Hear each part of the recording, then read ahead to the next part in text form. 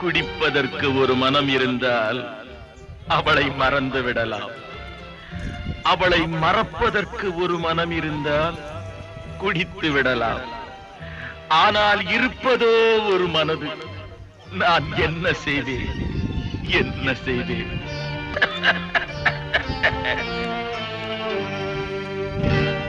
இரண்டு மனம் வேண்டும், இறைவனிடம் கேட்பேன். நினைத்து வாழ ஒன்று, மறந்து வாழ ஒன்று. இரண்டு மனம் வேண்டும், இறைவனிடம் கேட்பேன். நினைத்து வாழ ஒன்று, மறந்து வாழ ஒன்று.